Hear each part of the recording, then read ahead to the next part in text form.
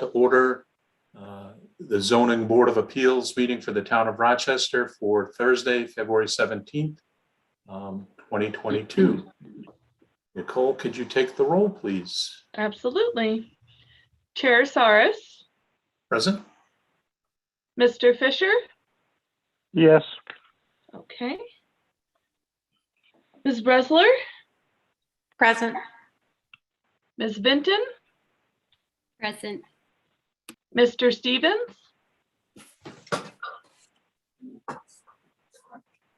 Ken, you're on mute, just FYI. I see you there, but Mr. Haugen.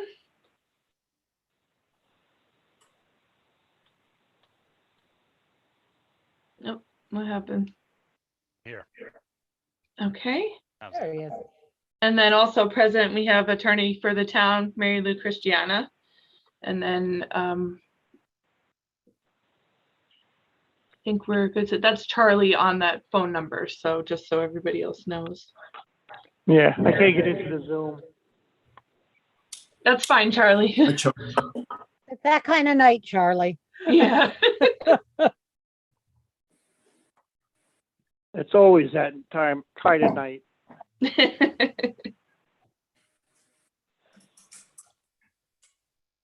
All right, Bruce, that's everybody. And you're on, we can't hear you, Bruce. I think you're on mute. Okay, so you included Clayton as the alternate, yourself as secretary, and Mary Lou as attorney present? Yes. Yeah, okay, thank you. All right. So the first order of business is the continued application of Jeffrey Shapiro, which is erected a 6-foot fence in the front yard of the parcel, does not meet the code for side and front yard fence requirements, section 140.13H. Currently an open violation, as the applicant had previously applied, was denied approval and erected the fence. So just as a note for the new members, the point that the fence has already been erected isn't one of the items that is under consideration for us. We treat the application as if the fence is not existing currently. So just keep that in mind as we go through our questions and deliberations and things like that. So Mr. Shapiro, this is also the public hearing as well. So if there's members of the public that are here, we'll give them the opportunity to speak. And I know you had submitted a letter with public comment, and we'll have that read into the record as well tonight. So if I could just ask if you could briefly recap your application for everyone, because it's been a couple months. So. Sure. If you allow me to read this, I updated a statement that I have Sure. to be added to the record. So to the zoning board, the conditions caused by large vehicles on our dirt road have deeply affected the quality of life for us. Besides the main reason of emotional and psychological pain and anguish, I'm asking for the area variance on the grounds that the topography drops off drastically from the road surface. I've included images of my wife holding a level transit from the road surface to the fence. At most places, it actually is only 4 feet above the road surface. And we've also realized since the last meeting that we are a corner lot bordering both Raycliffe Drive and either Hemlock or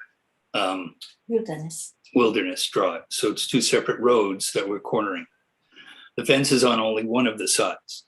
I understand the displeasure of the board due to the fence being built already.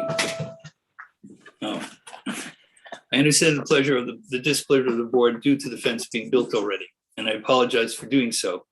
I explained in my previous letter that it was not the way I had planned to approach the permit application.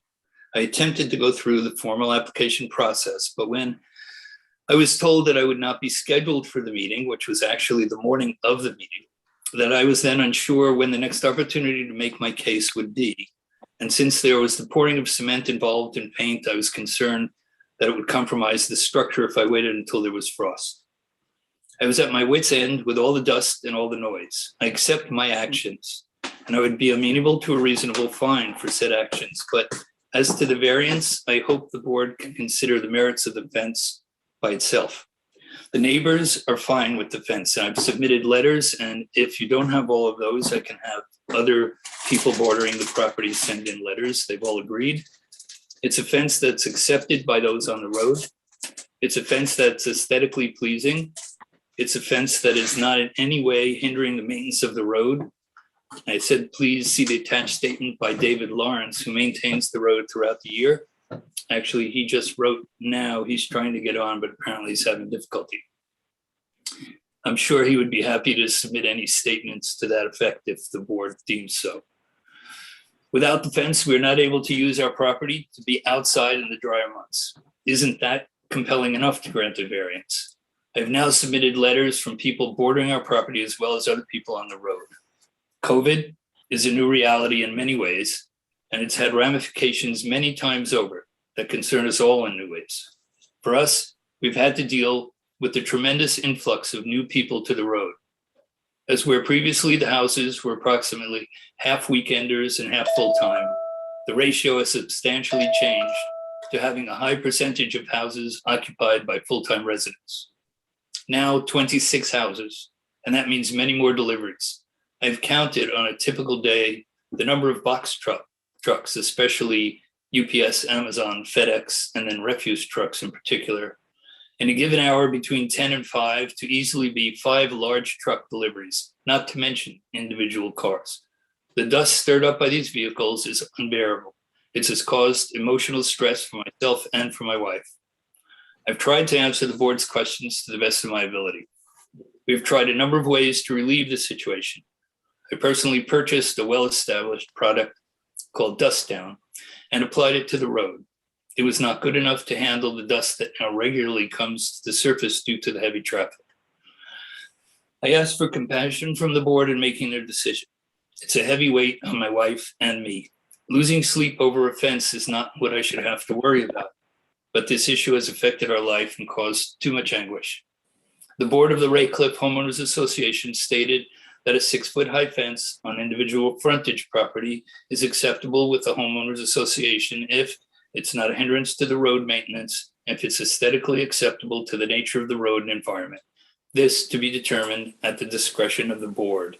I've sent letters of acceptance from neighbors that border the fence. I've sent the board images of the fence with a transit level to show that it is actually only 4 feet high from the road. I've sent the board the video of UPS dragging dust behind it. I've submitted letters from other people. I have spoken with David Lawrence, who maintains the road, and he has stated it's not in any way an impediment to plowing or road work.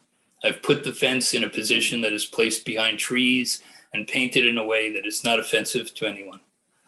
Although the fence was out of compliance, the result of the fence has helped ease the mental and emotional anguish tremendously. So in short, I've tried to meet all the requirements for this variance. It's not a cosmetic fence that is being requested, but a fence that helps mitigate the anguish that has been caused by the influx of large vehicles traveling the road on a regular basis. So I'm asking the board to take all these conditions into consideration. If this is not a compelling enough request, then I don't know what would be.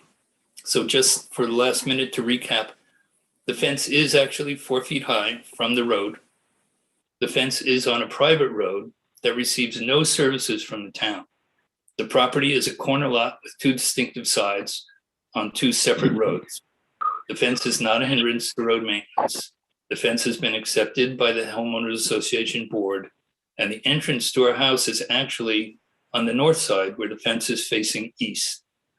Thank you for considering all the factors that go into this request. I'm happy to answer any of your questions that you may have and to supply statements from anyone else that may be necessary. Thank you. Thank you, sir. So at this point, I'd like to ask if there's anyone from the public who would like to speak, if they could raise their hand, and then we could, I think there's a way to raise your hand on Zoom so that we can give you an opportunity.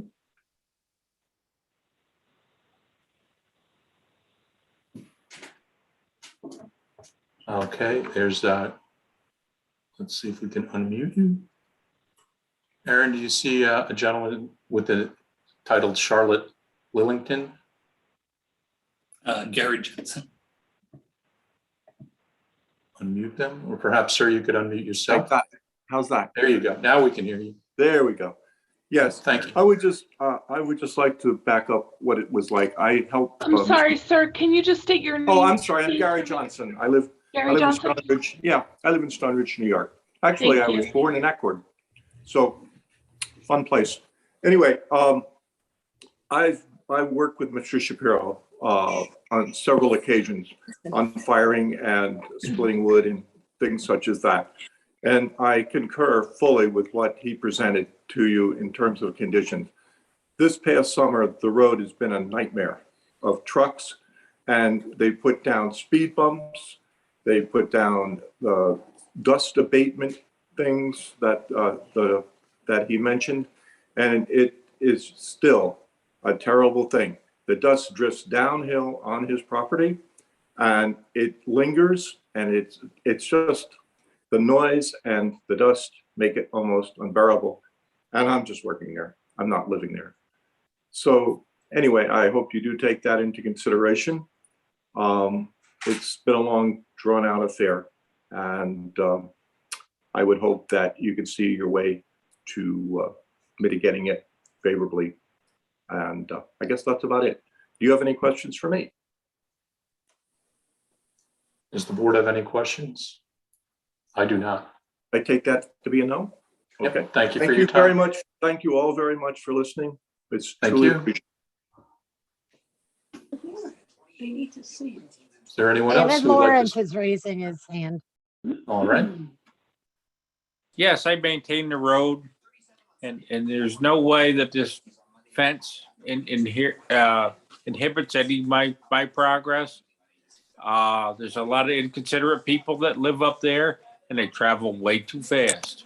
And they put all this dust in Shapiro's yard, and it was actually a great idea for Jeff to put that fence up.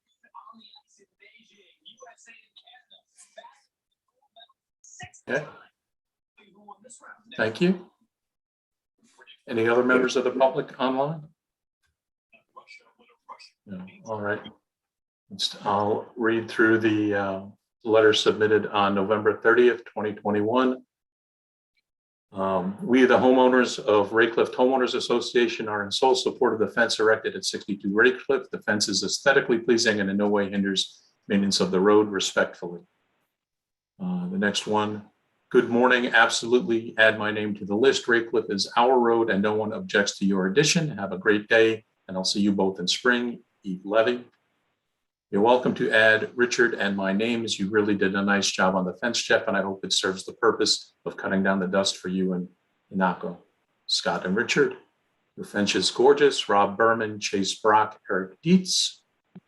Of course, you can add my name. Your fence doesn't bother me at all. I'm more disturbed that your laundry might be covered in dust from cars rustling back and forth. Glory. Please do. Your fence couldn't be a nicer addition to the road and an important controlled dust. Other methods are too expensive for the Road Association to manage. Kirk Lawson, James Braun. Of course, add Gideon and my names to the list. I can't understand why they would object. Miriam and Gideon. Homeowners' contact information will be provided if necessary. So those are the letters. Just a couple of clarifying things as we get moving. I noticed on the notification to homeowners within 500 feet that Mr. Shapiro and Mr. Lawrence appear to share ownership of a property. Is that correct? Correct. Yeah, just so that we're clear on that.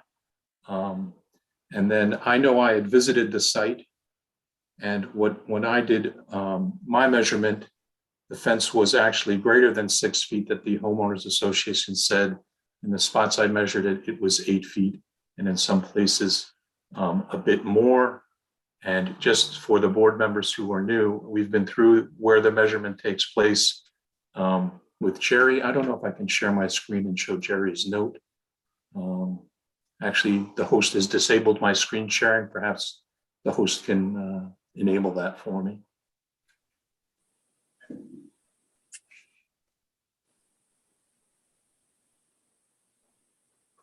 Aaron, are you able to enable that? I'm sorry, can you repeat that? Can you enable sharing for me on my screen? Of course. I'm sorry. I did it earlier and then I forgot to redo No, I it. think you did it and I got kicked off and probably missed it. There you go. You're all set. Okay. All right, here we are. So hopefully, can everyone see this 6-foot fence road for side privacy? Is that? No. on the It's screen? coming. Ah, It's loading. there you go. There we go. So this was in response to a variance request for a fence in October of 2019. And here Jerry reiterates the fence height shall not exceed 4 feet when located in any front yard setback. Fence height measurements are taken from the contour of the land where the fence is to be placed to the top of the fence. Please note that the measurement is not taken from roadways or berms on the property. And he's consistently used this to determine fence heights since his appointment. So, all right. So that's just to give everyone the basis for where the height is determined on this. Okay. So with that, I'll turn it over to the board for any questions that they may have. Charlie, is there anything that you'd like to start with?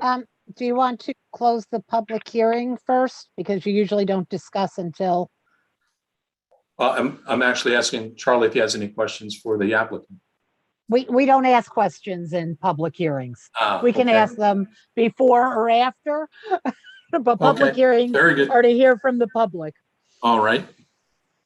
So there being nothing more from the public, is there a motion to close the public hearing? I'll make move that to close. motion. As Charlie, I'll Yeah, second. that was Jill, correct? Yes. Thank you. Now ask away. So can we take a vote on it? Yeah, you should do that. Good idea. All in favor? aye. Aye. Aye. Aye. Okay. So the public hearing is closed. David Lawrence. Same. And what that will do is start the clock on the 62-day for a Yeah, decision. you can ask him questions because things came up Yeah. in public hearing. So you can still ask him questions. You can't do it during the public hearing. Right, that's fine. Thank you for the And clarification. I do have no questions. No, okay. Jill, any further I questions? have one question, and this is just, I know that side yards are, taller fences allowed on side yards. And in your updated statement, when you talked about being on a corner lot, were you saying that your front yard is is the other side, or where the fence actually is your front yard? Well, I don't know. I mean, I'm hoping that is a possible scenario.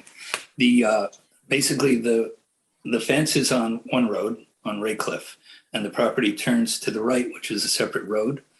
I don't know if that's up to us. I mean, I can't say unless you tell me if I have that choice. I mean, I call that side my front, but I also added the fact, and I don't know if this comes into consideration, that the front of our house is not actually even facing that part. The front of our house is the bottom of the driveway facing catty corner to where the fence actually is. So this is something that I've realized since the last meeting about corner lots. I'm not sure exactly what the legal clarification of that is.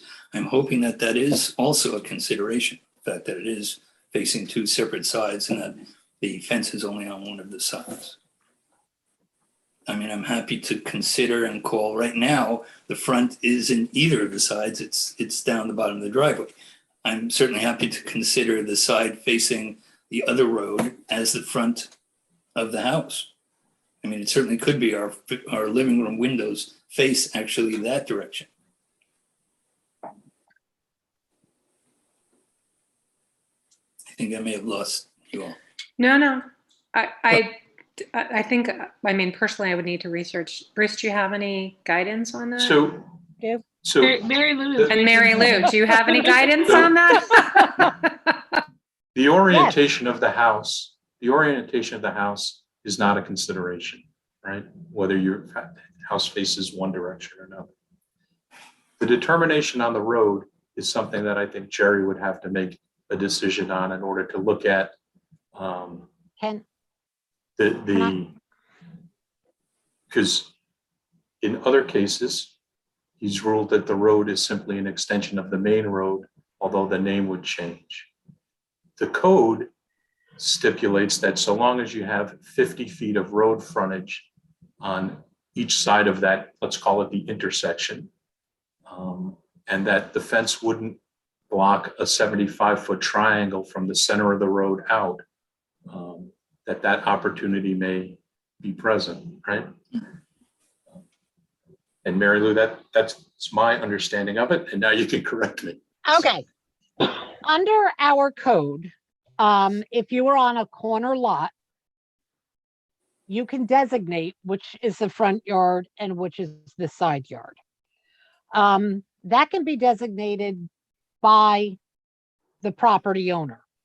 So they can say, we want the other road to be our Frontage. our front yard. But then what you have to make sure, I'm not familiar with the property. You have to make sure that there aren't any front yard setback. I don't know where the location of the house is compared to the other road. Yeah. So maybe it's There no is- problem at all. Maybe it's Right, set back so- very far. Yeah. There is plenty of frontage distance-wise. It's actually even more distance from the other road than it is on the That's right. fence road. Okay, what I would suggest Yeah. is you've closed the public hearing. That's to me a very important issue. And I understand what you're saying, Bruce. Maybe it's one road, but maybe not. Right. Is So this a filed subdivision? is it Sorry? I'm sorry? Was this done as a filed subdivision at some point? Or does it predate subdivisions? I'm sorry, I missed what kind of subdivision? I'm wondering if there was a subdivision approval for these roadways, the private roadways. I Or- believe so. Okay, And if David Lawrence is still on, it's his father who did the, oh, Wayne- great, but I don't know if he's still on. He might be. he is, what I Excuse me. would suggest Can- is. Go ahead. I'm sorry to interrupt. Okay, I would suggest that we ask Nicole to please get the old subdivision map, and then we can Sure. see if it's two separate roads. And I think that maybe you folks want to take a trip up and have another look, given Right. this new information about the corner lot to determine whether indeed we're going to create a different need for a different variance if, So in fact, I have taken the trip up there. I have looked at it. Hang on, Mr. Lawrence. Hang on. the public I see hearing you. over, so he probably cannot answer questions Right. now. Correct. So Sorry, I Dave. have gone up. I have looked at the road. Okay, and we looked at the survey map, and it would appear that there's 50 feet of road frontage on Wilderness, which is off of Raycliffe. However, the question would come up. There's two questions that come up with it. Is the fence from the center line back? There's the triangle for the sight lines that have to be set 75 feet back. We weren't able to measure that because there was snow on the ground and we couldn't find the center line, right? So that was one thing. The other thing was a conversation with Jerry on whether that was a continuation of the same road. In fact, if you remember, actually in this case that we, in the application that we just showed the fence height ruling from, that also went around a curve of a road as well, where we found that the road didn't in fact create an intersection, it was merely a continuation. So I think that's something we do have to go back to Jerry with to get his determination on it. So, Okay. So would it be appropriate at this point then to make a motion to reopen the public hearing and or adjourn for I- that purpose? I'd like to finish some of my questions though, Oh, before we I'm do sorry. that, if that's okay, Ken. So also, you know, another alternative was, is the separation between commercial properties and residential properties. And I know in the December meeting, Mr. Shapiro, I know I had asked you that one of the first questions I said, is there any commercial activity near there? Because that's one of the criteria that shifts the requirements around, right? Because of fence with commercial activity. And you had said no, that there wasn't any. And I know that when I went and Googled Shapiro and 62 Raycliffe in order to find directions so I could go out for the site visit, it came up with, it looked as if it was, Artist I'm studio. going to say a ceramic studio, pottery studio Artist that you studio. have there. So that seems to be a commercial activity. So is that still something that is done on the property? Is that still a commercial activity? Okay. I guess, I mean, I consider it my private art place where I make art, but yeah.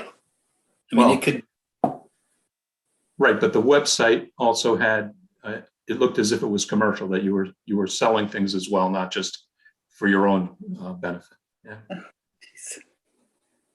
I don't know, I'll have to see. We haven't really had to consider that, so I'm not sure. Well,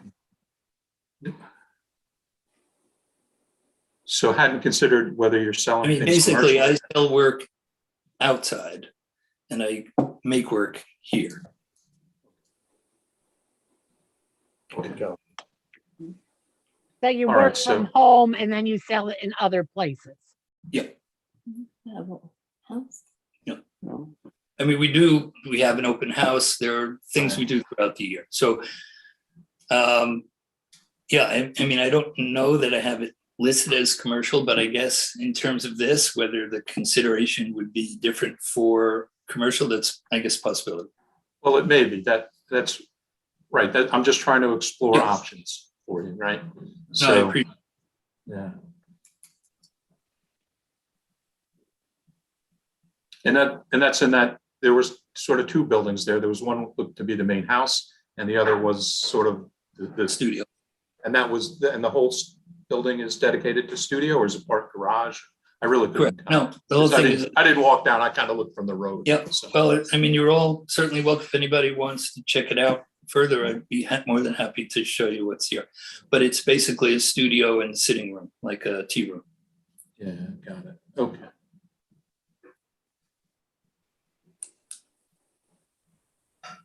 Okay, Ken. Now you can. Well, and I apologize. I guess I was unclear as to the boundaries between discussions with the applicant during a closed, when the public has been closed, and when the meeting itself is open. But be that as it may, it just occurred to me that there was grounds for further investigation based at least on the two issues that have been raised: A, the commercial operation, and B, the possible consideration of the configuration of the home and the fence, whether or not it's a side yard. So I stand for some guidance here, but what I was thinking was, if we need to move towards those issues under deliberation outside of the meeting process, then perhaps we should do that. But I too had one other question, if I may, if this is allowed. I was just wondering whether or not there's any evidence that a fence that conformed with the 4-foot rule would not be sufficient to control the dust. Absolutely not. And I'm sorry to say that, but that fence would then be only a 2-foot. I mean, even though we're talking about the topography dropping off, but in essence, we'd be talking about a 2-foot fence in terms of trying to prevent both dust and noise, and it would be absolutely useless. This 4-foot fence it's a minimum. I mean, it certainly hasn't completely alleviated the situation, but it's made it bearable at this point, where we still probably can't put out clothes in summer. I mean, we haven't gone through a summer yet, but it was definitely better But We took down the veranda because we can't yeah, use I it. mean, we took down a veranda that we had as a porch because it was useless. We couldn't use it anymore to sit out there. But it would be the equivalent of, and I do understand, Bruce, the fact that you're counting from the ground, but Yeah. in essence, the value of the fence would only be 2 feet. In And terms of, you're spot on with that. When we did the measurement and we said, well, let's see if we got down to 4, at the point where we did the measurement, you only had 2 feet of board Yeah. exposed. The rest was post. So yes, I think your description of it is accurate. In that case, it would go away. Thank you. And one last question, if I may. Is there any reason to think that a hedge barrier would be any different in terms of providing the buffer for dust and or noise? so this was a question that did come up at the last meeting, and I tried to address that. Okay. And what I said was that, first of all, there are a number of mitigating issues. One is that it's quite shady. The second one, if we go farther up the road towards where the road changes around our corner, there's a lot more light there, and probably could put some hedges at that spot. But where the fence is, it's where it's really shady. So between that and the amount of salt and whatever goes down on the road in winter, it would take probably 15 or 20 years before it would be considerable enough to actually do any to mitigate the situation. Thanks. And thank you for going over what you'd already covered. I apologize. Yeah, sure. Isabel, we haven't, I'm sorry, I skipped right over you. I apologize.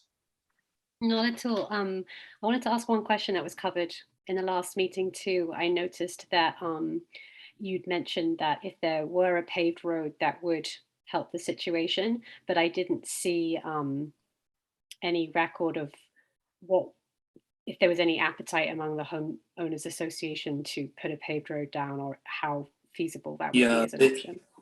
Sure. I mean, there was a point. The road's been here now just about 40 years. I mean, you can certainly get that information from David. It was the Lawrences that did the subdivision, that did the building, and we're very fortunate to have David all these years who stayed and does all the maintenance. But as far as getting the road paved, I would actually probably go for that. But there's no way that we can get to 26 houses. There are probably, I'd say, more than half that want to keep it as a country road, and it just won't happen.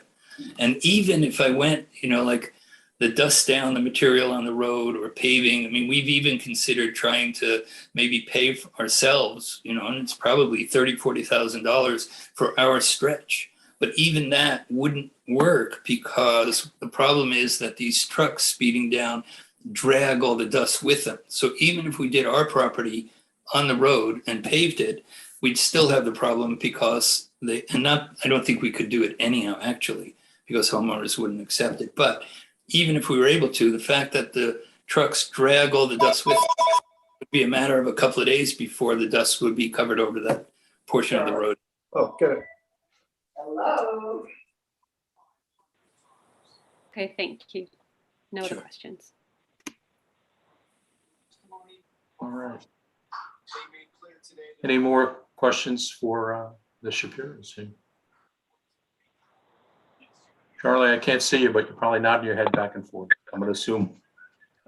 No, Yeah. I have no questions. Thank you. Bruce, can I ask one question to you? Sure. About the commercial? So I'm not really sure what that is. So you're saying basically that if it's zoning commercial or stated commercial, I mean, does it? No. So the planning board, if a lot of people have home businesses, right, throughout the town, right, and I was just looking at different the landscape plan section of the town code when it comes to separation of commercial and residential. Yeah. And this is section 140.15. And it appears that with that landscape plan, they will sometimes seek both fence and trees that break up the fence line, right? So you have your fence line, and then every 15 feet or so, you're going to plant a tree in order to break that up. So, and I could just read just quickly, it says a landscape strip of at least 15 feet in width that includes one deciduous tree for every 35 linear feet of perimeter lot line should be required for any non-residential use. Such deciduous trees shall also be accompanied by smaller, oh, I'm just trying to find the fence. I'm sorry, I was reading the wrong section. Trees that have leaves. Leaves. That's Oh, here it is. Okay. A buffer screen at least 15 feet along any residential lot line should be provided. It may include an opaque wooden stockade fence 6 feet in height and one evergreen tree for every 15 linear feet of property line. So that's, Okay, yeah. but that's, a little bit more of an exercise for you than just this board, right? That's, getting in front of the planning board and getting the commercial use and things like that. So, All right. No, thanks for clearing that up. yeah, I think, the other alternative is, as you said, with the corner lot is to demonstrate that it's within the guidelines for a corner lot. And I believe, I'll have to go out and measure myself, and of course, you're all welcome to come do it as well. But I think there is a 75, we're talking 75 feet in each direction, right? From the corner Yeah, point. if you picture a triangle where the apex is where the two roads meet, right? The center line of the two roads meeting. And then from that apex, go out 75 feet in each direction. Yep. And to make sure that that the fence doesn't interfere in any way, fall into that triangle, right? Yeah. Okay. I'll remeasure that. I know it's got to be very, very close to that. If not clear. Well, I'm fairly sure that Jerry might also have to go out and measure that too. I know we've done that in the past. So, okay. Okay. All right. Well, thank you. So, yeah, thank you. Can I So make one more suggestion, Mr. Chairman? Sure. Seeing as you're gathering some more information and you have closed the public hearing, the board could vote to keep open a time period of 2 weeks for written submittals. They had mentioned that Mr. Lawrence may have some things that he could offer. They may be able to go do this measurement and offer that. And that way you'll have 2 weeks between that for them to get it in, and then another 2 weeks for you folks to review before the next meeting. Okay. Would anyone like to make that motion?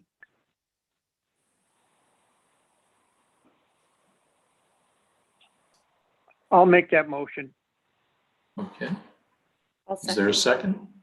Second by Isabel. All right. You can just take a verbal vote. All those in favor? Aye. Aye. Aye. Right.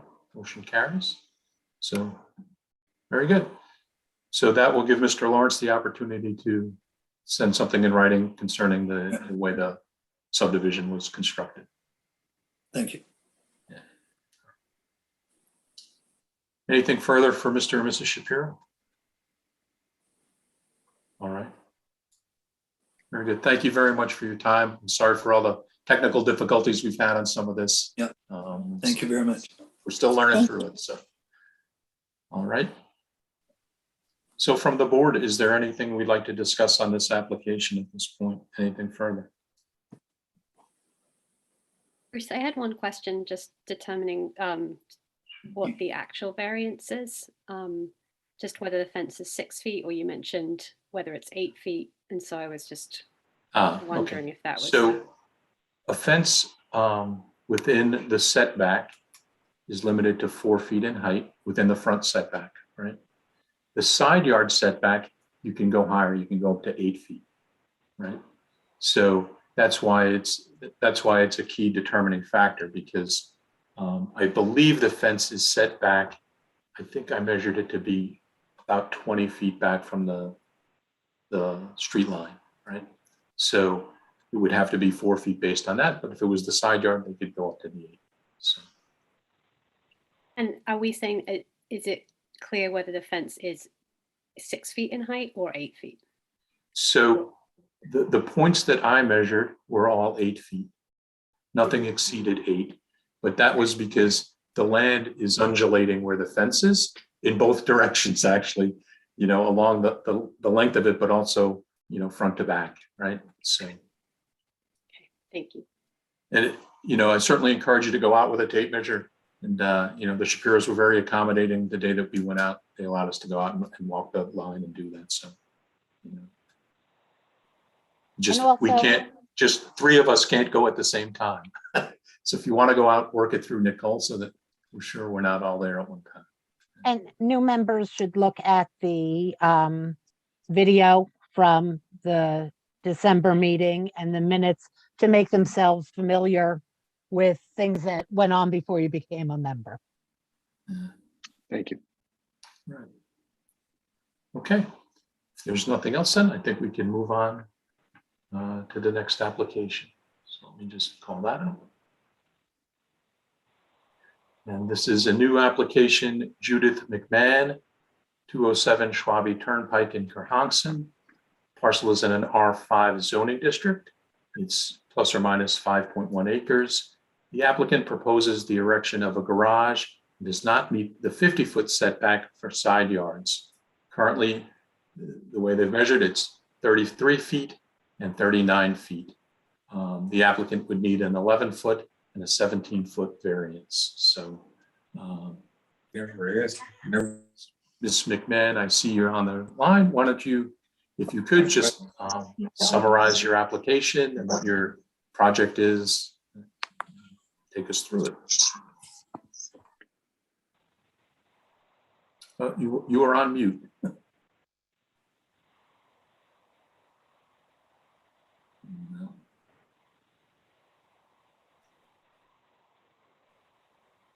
Maybe No, she's- check your audio settings because you may not have set that up correctly. Yeah, we see you're off mute, but we cannot hear anything you're saying.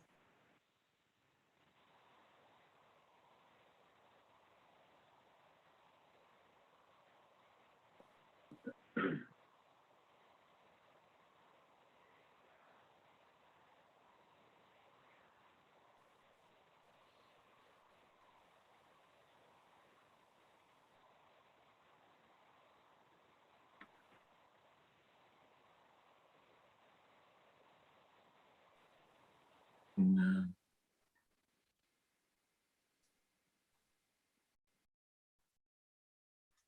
Try the little FN and the F4 key. That's the mic on mine. I don't know if it's the mic on yours. She definitely can hear us. So.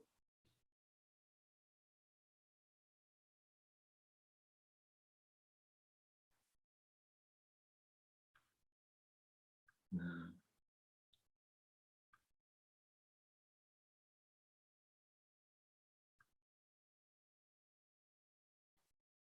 Maybe you should try dialing in again or dial in on your telephone.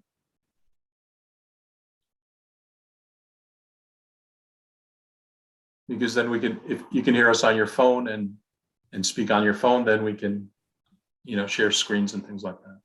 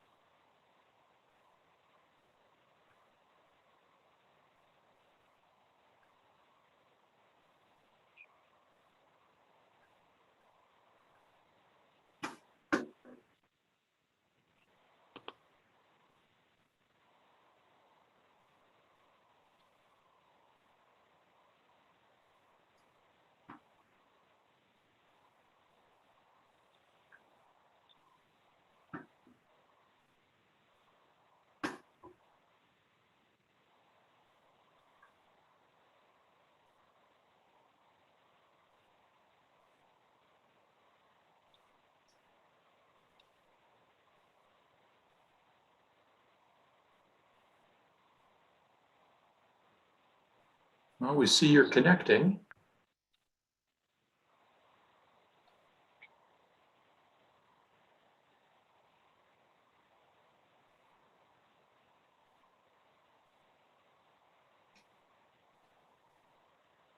Now you have to unmute your phone. Is There you that go. any louder? There we go. Victory. Okay, sorry about that. So I think now you'll have to turn the speaker off on your PC because we're getting the echo from the phone.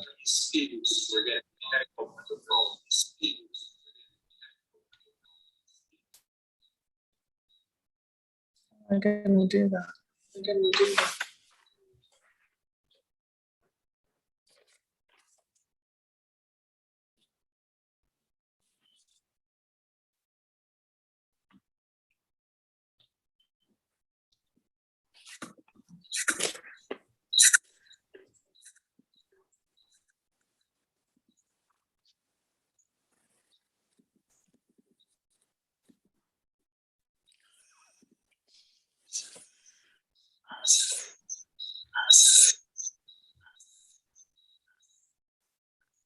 Might it be beneficial just to leave the meeting on your computer and keep it on the phone?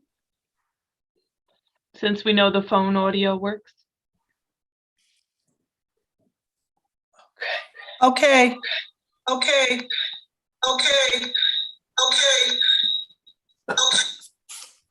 There we go. All right, okay, there I we left go. the meeting. All Sorry. right. Okay, All Can you right, hear Ms. me? Vickman. We can hear you now, yes. Why don't you just walk us through your project and your application?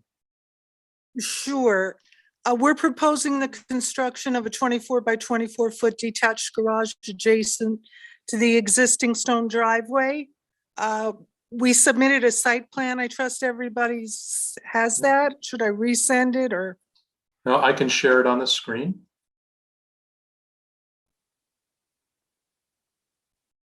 Okay. The variance we're asking for is, as you suggest, 11 foot on the northeast line and 17 feet on the northwest. Not shown on that map is that the land slopes down as a southerly direction from the driveway circle at approximately 30 inches for every 24 feet, or about 10.5% grade. The goal of our locating the garage as proposed was this location would be minimal walking distance for us, and it would minimize the area of land to be disturbed and the vegetation removal, tree removal, as well as the amount of fill that might be required to provide safe vehicle access to the garage. If the variant, this lot was developed in 1965 by the previous owner, John Najikowski, now deceased. The location of our existing home and our driveway are non-conforming, as you know. Parenthetically, and this is important, in 2021, we purchased the adjoining 2.7 acre lot that contains most of the driveway. So we in fact own the adjacent property now outright. In an attempt to remedy the less than the 50-foot setback, or what we're now proposing, we entered into a contract to purchase the adjacent acreage from John Najikowski, and we obtained a signed contract. Additionally, a lot line improvement was granted by the town of Rochester in 2015. Unfortunately, the contract was breached by Mr. Najikowski. He's now deceased and the property is in foreclosure, and according to our counsel, this situation, it's a very complicated legal situation for the foreseeable future. We're kind of in a bind there. This variance, if granted, would not at all disturb the township. It would, in fact, observe the spirit and the use of the land control law by allowing less vegetation removal and reducing the forest fragmentation. The natural character of our neighborhood, which is enriched by diverse plant and animal life, except for the deer destroying most of it. And I say that lovingly. But by allowing construction as close as possible to the existing driveway, will maintain the ecological integrity of the area. And we ask that you exercise your discretion in granting us this easement. Thank you. Thank you. So questions from the board. Charlie, we'll start it off with you. No, I have no questions. I'm looking at the map. It looks good to me. All right, very good. Jill, any questions to start? Yeah, I just have a couple questions. So just so I'm understanding this correctly, so if you were to push the garage, the structure in, closer, so it would be within the 50-foot setback, is what you're saying that it would require a lot of vegetation disturbances and fill because there's a big drop off? Yes, in part, that is what I'm saying. Is there any other place that you could locate it on the property and still accomplish the goal of, the access, right, that is comfortable for a homeowner? You want a garage in a reasonable distance. You can carry things back and forth and access it easily. Is there any other place on the property that you have considered placing it that could work and not be in violation? No. Unfortunately not. Believe me, I have walked this property. We have tried every configuration you can imagine. It's a challenge, and this is the best. What about, so a 24-foot by 24-foot garage is pretty big. Could you consider reducing the size of the garage? Well, actually, that's a 2-car garage, and for what it's costing us, it's really not that much room. It's pretty standard these days to have 2-car garage. I don't think it would make sense for us to do anything smaller. Okay. Those are the questions that I have. Isabel? No questions from me. No. Okay. Ken? No questions. Okay. So I've actually walked the property, and the first thing that I noticed, Ms. McMahon, was Yes. where you're citing the garage now, the overhead power line runs right smack through the middle of it at a height of about 16 feet.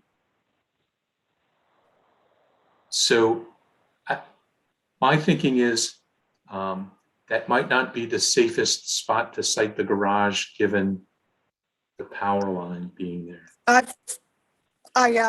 Forgive me, I omitted to mention we are burying the power line. And if you would allow me to defer that question to my husband, James? Sure. He can answer that. Jim, here. Yes, thank you for coming out to look at our property. I know it was a cold day, not the easiest day to be out. Again, thank you. The power company, we have an application in with Central Hudson. Of course, they're taking their time, but when they come out and okay it, we plan to relocate the power to the house underground and a different route, not where we're going to put the garage. And then if and when the garage is complete, we would also go underground to the garage with the electric power. Which would also disturb the soil and the ground a bit as well. So that was the one observation. We're going to, yes. Yeah, so that was the one observation, was the power line. So I see you're going to mitigate that a bit. Yes. The other thing was, when I looked at this, sliding this, as Jill was indicating, either sliding it, I don't know what direction this is, but as I move the hand, sliding it in this direction or sliding it in this direction, didn't seem to be, a big hardship. So what's the practical difficulty that you face conforming with the zoning requirement with the 50-foot setback. The trees that you have there, you're going to lose trees in the process of building it where you're sited now and any place that you move it. That's just going to be one of those things, the trade-off, right? Because the trees will have to come down for the foundation and the frost wall and things like that. But I don't see, I was hard pressed to see what the practical difficulty in relocating that to be in conforming was. Okay. So maybe you could. Well, as I said, sure. As I said, the grade of the land and the slope go downhill approximately 10.4% from the existing driveway if we did that, which would require an estimated 3 truckloads of additional fill material to extend the driveway. We would also have to raise the slab of the proposed garage and provide another safe platform for the doors. It would be extensive excavation and as well as expenditure.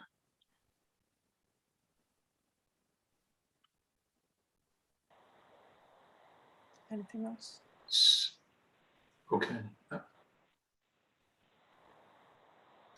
Can I? Unfortunately, expense and the finances are not something that it's under consideration for the board. We don't consider that a part of our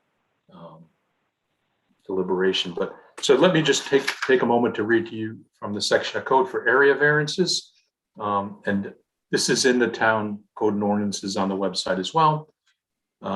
Number 1, the zoning board of appeals shall have the power upon an appeal from a decision or determination of the administrative officials charged with enforcement of this law to grant area variance as defined herein.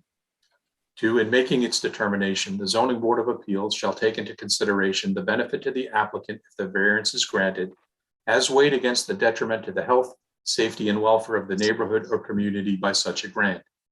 In making such a determination, the Board of Appeals shall also consider A, whether an undesirable change will be produced in the character of the neighborhood or a detriment to nearby properties will be created by granting the area variance. Whether the benefit sought by the applicant can be achieved by some method feasible for the applicant to pursue other than an area variance. Whether the requested area variance is substantial.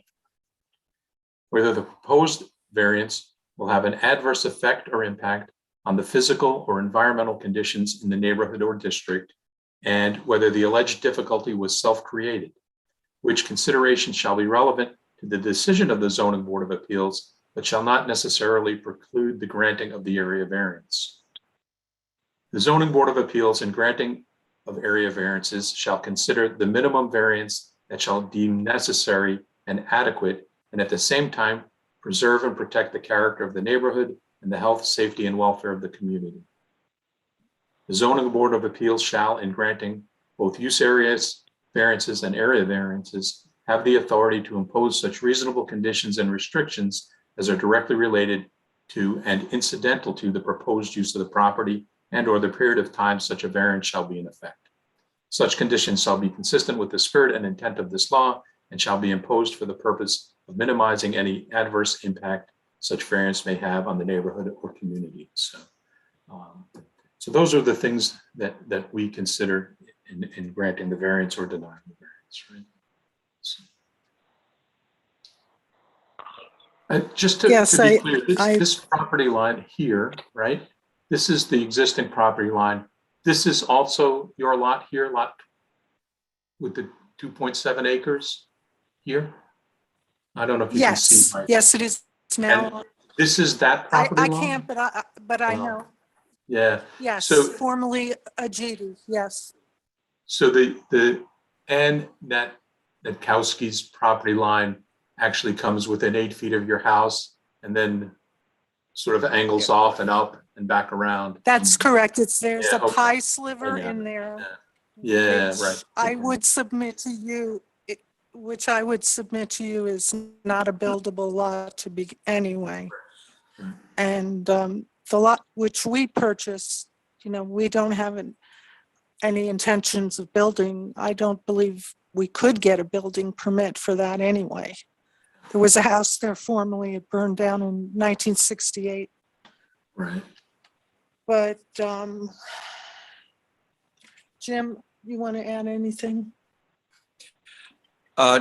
Just that would be correct, yes. So the Nadrotowski estate has the property line that goes within 8 feet of the house and then narrows down to that point of the triangle near the proposed garage site. And that all that acre there that you see on this site plan, it was something that we have contract to purchase. However, that seems to be in limbo with the estate. Yeah, so the other thing is because I know you can't see this screen, but where you have stone driveway, sort of that land is yours, that you're abutting yourself here, right?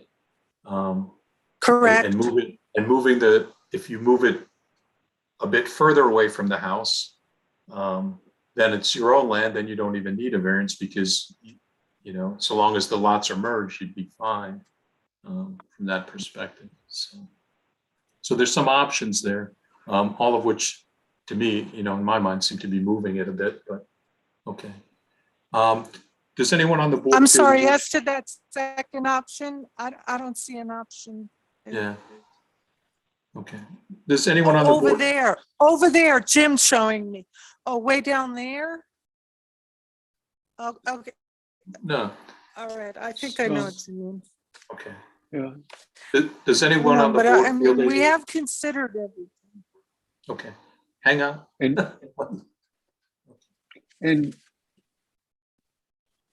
Go ahead, Ken. if I can ask one follow-up question to that.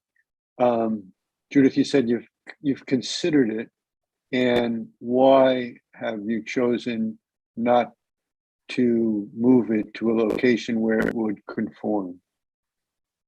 Is it the distance to the house, the additional excavation to extend the driveway? Yes, it was, I can repeat it again. It's the way it conforms to the driveway, to the topography of the land. And hold on, let me just look at my notes. We'd have to extend the driveway. We'd need 3 truckloads of additional fill. I know you don't care about the expense, but we're bringing in fill. We'd have to raise the slab to provide a safer platform, and we would have to probably disturb some trees, some ancient pines that are there. Okay, when you were speaking Jim? before, I was looking at the map and just assuming that the structure would move in one direction, and Bruce brought up a suggestion where, at least in my mind, it was a different direction. So, but I guess you've considered all the options, is what you're saying. Yeah, this is going on years. Unfortunately, we've been trying to do this. And, through all looking at it in all the different seasons and variations. And I'll tell you, this winter with all the ice, it's really driven home the fact that that is the best place. Because we now see how the ice forms.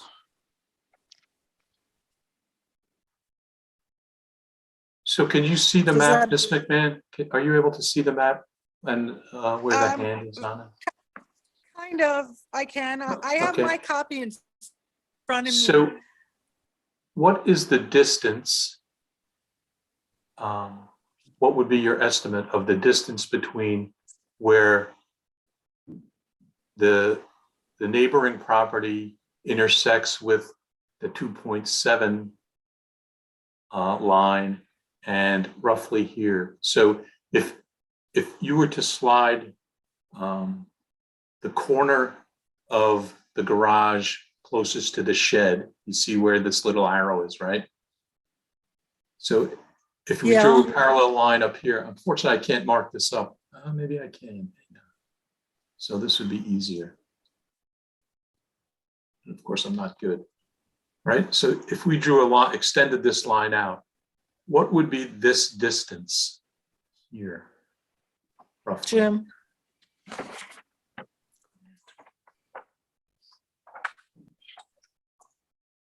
Can you see it? The yellow lines, I see yellow lines. So what would what is the distance of this yellow line here if we did this? Because It appears to be parallel to the garage wall at about Right. 24 feet. right, so this would be about 24 feet. Okay, Yes, yes. okay. Because that's, Ken, this is where I was saying, if you slide it this way 24 feet, then you're within the same property, right? The same lot. And I that understand. variance wouldn't be required, right? That's what that's what I Yeah. understood. Where I think, I'm not sure, Jill, if you were thinking moving it this way, sort of towards the bottom of the screen. That was our thought, moving it, yeah, that way down the hill. So as I understand it, from that point where the three properties meet, see on the Right. far left side of your top yellow line, that point is where three properties meet, and we'd have to be 50 feet from that point. So in Well, other words, we would have to slide the garage 50 feet more or less down the driveway, and making a distance from the house to the garage, instead of 108 feet, about 158 feet. well, no, I think if you slide it, I'd have to do the measurements, right? I'd have to look out and see it, but I'm thinking that this is your own lot line here, right? We own both those lots. Right, and if they're one lot, you're looking for 50 feet from all the way up at the top of the screen where the lot meets the road, basically. There are two lots though, Bruce, and if they sold one, Well, no, they'd They're have to two- combine the lots. They'd have to Right. have a lot line adjustment, combining the two lots, right?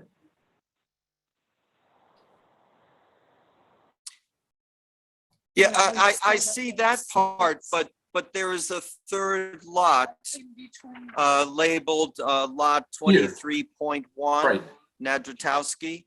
that's right. Do you see how that property line comes down to a point right Mhm. above the Yes. 33 number? Yeah, it's right here is where it meets, Now- right here. Oh, exactly. So that is not our property. Right. And wouldn't we need a setback from that point, at least an average of 50 feet in Yes, you did every 50 feet back direction? from this point, right? Yes. Where, Yes. yep, I'm just trying to explore options here. Okay. Yes, you, sir. you said that you already had one lot line adjustment though? Well, the contract was never carried to fulfillment. The closing never occurred. We got the, You're in breach. we did get the, yes, the town did grant us the improvement, but then the sale fell through. And now the estate doesn't seem to want to complete the sale. there was We no have our deed that lawyer was working ever on done. it, though. Right. Okay, there was no Right. deed that was No, ever that's done correct. then. That's So it never went That in. lot line, None on lot 26 or none on lot 23? Not on lot 23. We have Right. completed the sale on lot 26. Right, That's okay. deeded to us, yes. Got it. Okay. All right. So does anyone feel they need any additional information at this point that we'd like the applicant to come forward with? Is everybody comfortable with what's been presented? All right, so the next step in the process is a public hearing. So if there's a motion to hold a public hearing for the March meeting, I'll move to hold a public hearing on the application or the appeal for the March meeting. okay. Is there a second? I'll second. All right, and we can just take vocal vote. All those in favor? Aye. Aye. Very good. So we'll schedule the public hearing for the March session and notify the neighbors within Okay. 500 feet. So, all right, I'll have my computer working properly next time, I promise. I think we're all hoping next time it's in person and we have no more. Oh, wouldn't that be wonderful? What am I saying? At the next meeting, Bruce, I think you got the email from the supervisor this morning I did, yes. that commencing next week, meetings will be held hybrid. So people who are more comfortable being on the Zoom can be on Zoom, and people who are more comfortable being at the Harold Lipton Center can go in person. So there will be. Yeah, I both think I would like options to for both appear in board person. members and that option for both board members and members of the public and applicants. The only thing I will say is we have to make sure that somebody from the board is at the live and in person Harold Lipton Center location in case we do have people who come in. Right. Now, is that still all contingent upon extension or? Oh, actually, you're right, because our meeting's the 17th and the current extension is till the 16th. So I think that, yeah, what we'll do is Nicole will have to notice it in such a way that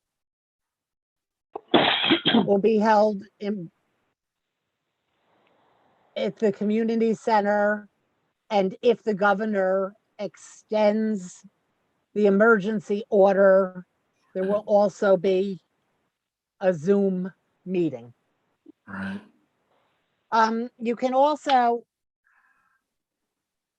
always let people come in by Zoom, but if the governor does not extend the order, all members of the board will have to be at the community center.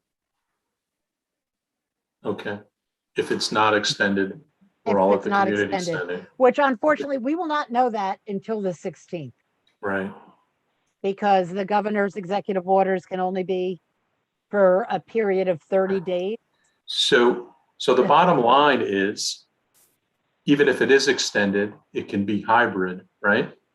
Right, if it's extended, it can be hybrid. So the bottom line is whoever wants to go to the community center can go. No because matter what, right. Right, one way or another, it's gonna happen that way. And then it's just option, we may or may not have the option and we won't know it till the 16th. Right. Okay. Can we make the timing tighter? Okay. I know. I had the same thing on Monday. I Yeah, found out really. that my Wawarsing planning board meeting could be held by Zoom on Tuesday. I found that out Monday at like 4:30. All right then. So let's move to the other business. Mrs. McMahon, thank you very much for your time and presentation. Appreciate it. Well, thank you for your time. Thank you. I really appreciate the consideration, and we'll see you at the next meeting. Hopefully, everybody stay well. You too. Thank you. Thank you. So any discussion of this application before we move on? Anybody like to discuss anything about it? Would you like me to throw the map back on to make it easier? No, I would like to go look at it. Okay. You mean visit the property? Yes. I was Yeah. going to go up there today, but I had the wrong address. Oh, Yeah, it's Okay, pretty much set back. All you see is a driveway. You have to walk back pretty far. So Well, we have the numbers right there on Schwab. It's, if you're coming up from Cherrytown, it's right after the speed limit sign. Yeah. Charlie, now that you know it was the Nadrotowski's house, you know where it is, right? I know about where it is. there's a story You know behind where that. Jeremy, I'm not you gonna- know where Jeremy No, it's just if you grew lives. up here, you know where the Nadrotowski's live. That's all. Or if you knew So- where Ed Bueller lived. So I will say, I did visit the property and I think, the site where they're putting the garage, regardless of leaving it where it is, or if they shift it either, when I was showing the screen down to the bottom of the screen or to the left of the screen, there's a significant amount of trees and stone wall and things like that that are going to be disturbed as part of the excavation process. I think people underestimate, I've found, and I do this myself, that when you're building something like that, how much ground is disturbed when big machinery comes in to do digging and you have to move trucks in and things like that. So I think if I would encourage everyone to go and look, and they'd see they had it staked out. It was very nice when we went up there. It was staked out and all, and you'll see that there's a good bit of trees that are going to be lost in it, regardless of the position. And although the slope was described, my recollection of it is it didn't seem as severe, perhaps, as certainly not as severe as the slope at Mr. Shapiro's house with the fence.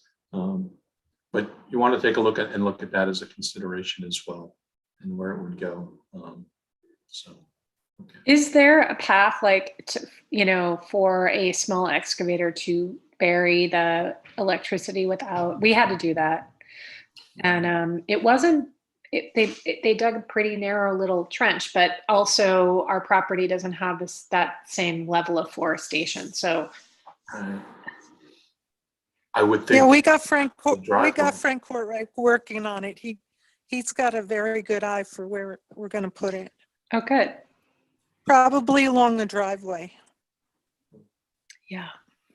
I mean, nothing is easy about this house. Like, then it doesn't quite match the entry, the electrical entry, and it's just, it's 1965 house. What can you do? And it's kind of a conundrum.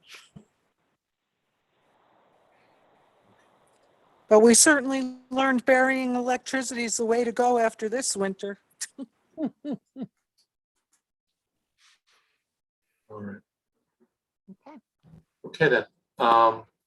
So with that, we'll move to procedural matters. Approval of the minutes from December. Is there a motion for approval? I'll make that to motion. approve. Second? I'll second that. All those in favor? Aye. Aye. Motion carries. Then we have a couple of minutes, maybe we should introduce ourselves to the new members. I don't know, Erin, if you can unmute and allow Clayton to be visual so that we can introduce ourselves. That would be great. There we are. So I'll start with myself, Bruce Saris. I'm the current chairperson. I've been on the planning board the zoning board for about 5 years or so. I live up on Hill Road in Accord with my wife. We've been in town about 10 years.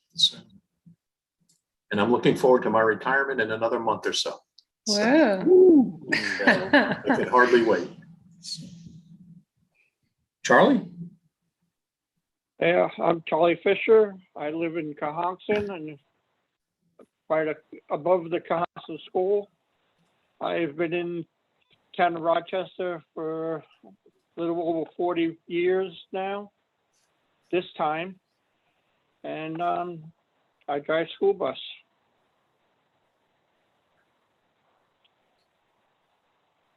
Jill? I'm Jill Bressler. I've been on the board, I think, about a year. I live on Sampsonville Road.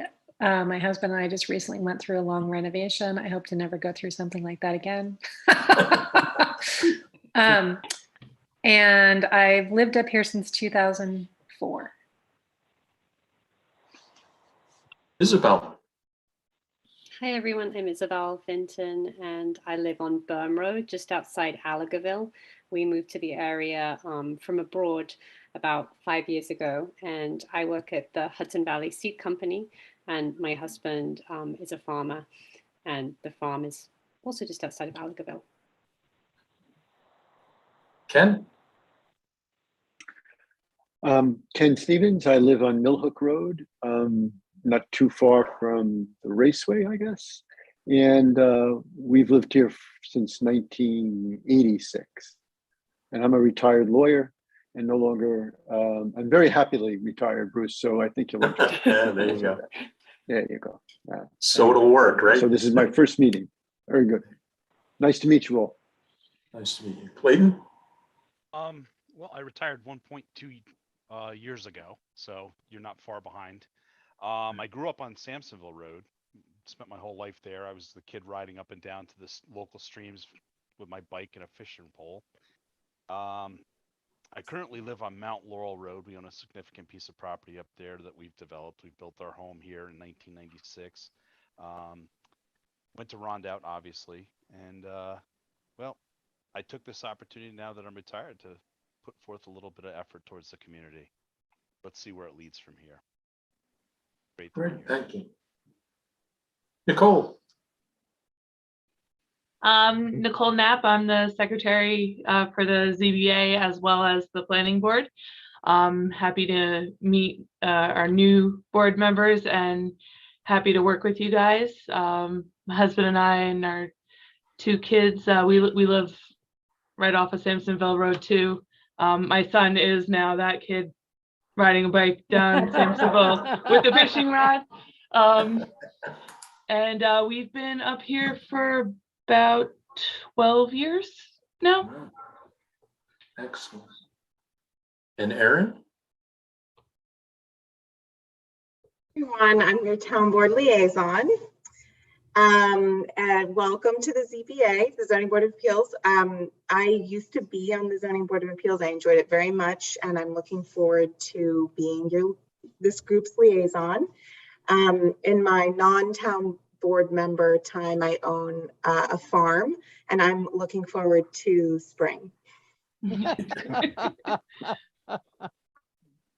Mary Lou.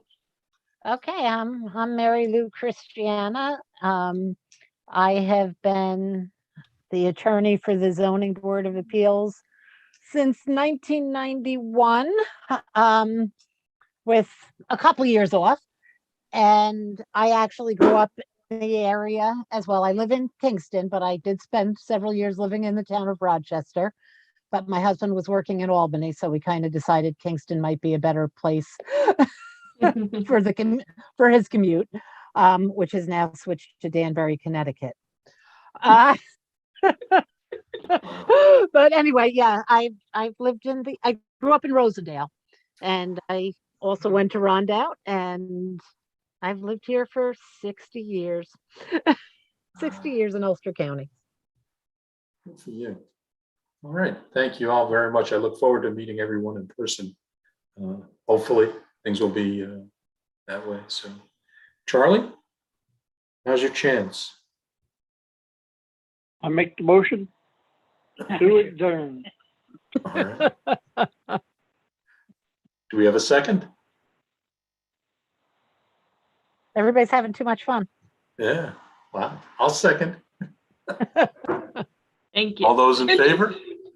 Hi. Aye. Aye. All right. Thank you all. I appreciate you taking the time today. And we'll be in touch. Night, everybody, and welcome great night, to everyone. Clayton. Thank you. Thank you. Bye. Talk soon.